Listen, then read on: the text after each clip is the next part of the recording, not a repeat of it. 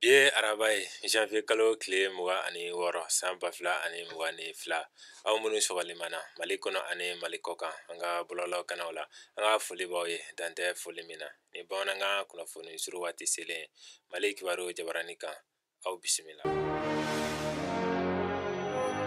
Cidenkulu dɔ ɲɛmɔgɔya la Afriki kelenya tɔnba baarakɛ jɛkulu ɲɛmɔgɔba Musa Faki Mahamat bisimilala Faranjila fanga jamana kuntigi Colonel Asimi Goyita fɛ jamana kuntigi Sola Kuluba kunu tarata janvier kalo tile 25 san 2022 lajɛ in kumaɲɔgɔnya fanba bolila Mali Faranjila fanga taabolo kan. Lɛrɛ kelen ni kɔ kumaɲɔgɔnya kɔfɛ jamana kuntigiso baarakɛ jɛkulu ani Afriki kelenya tɔn cidenkulu cɛ Musa Faki Mahamat ye ɲɔgɔn ye kɛ ni jamana kuntigi kelen ye. O lajɛ tɛmɛnen kɔfɛ Musa Faki y'a jira a ka kɔrɔfɔw kɔnɔ k'ale n'a nɔfɛ jama tun nanen bɛ Mali la ka na jamana ɲɛmɔgɔw kumaɲɔgɔnya Faranjika filan taabolo kan Mali kɔnɔ. A ka fɔla CEDEAO ni UEMOA ye ɲagili dɔw ta Mali juguyala kɔsa in na. O de kosɔn min ye Afriki kelenya tɔn UEA ye o fana ye sigi kɛ ka ko taabolo jate minɛ. Ale bɛ yan o de hokumu kɔnɔ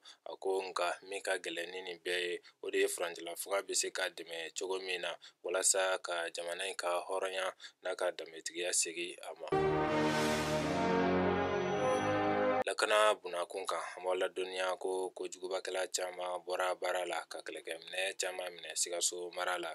Mali sɔrɔdasiw ka bolofara min bɛ Sikaso o tigɛlen bɛ lafiya ni lakana sabatili la Sikaso mara kɔnɔ. Wulikajɔ minnu bɛ senna sɔrɔdasiw fɛ nin waati in na o b'o seereya. Mali kɛlɛbolo min bɛ wele nansarakan daɲɛsurun na opération kɛlɛtigi sutura o bolofara min bɛ kojugubakɛlaw kɛlɛli kama Sikaso mara la. Kunnafoniw y'a jira ko ka wulikajɔ kɛra sababu ye ka kojugubakɛla caman faga ani ka kɛlɛkɛminɛ caman minɛ u la Cɛrɛ, Bura, Mahu ani Bilenju laminiw na. Kojugubakɛla 18 fɛnɛ minɛna sɔrɔdasiw ka nin wulikajɔ ninnu senfɛ. Ka fara nin bɛɛ kan sɔrɔdasiw ka sufɛ munumunu salo kɛra sababu ye ka caman bɔ binkani walew la Sikaso dugu kɔnɔ.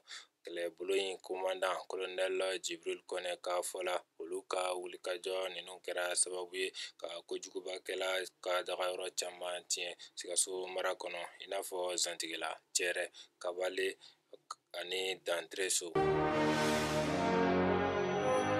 Farikolo ɲɛnajɛ kibaruyaw la an b'aw ladɔnniya ko Mali ka kan k'a ka bɔko 4nan kɛ CAN 2021 kɛnɛ kan bi.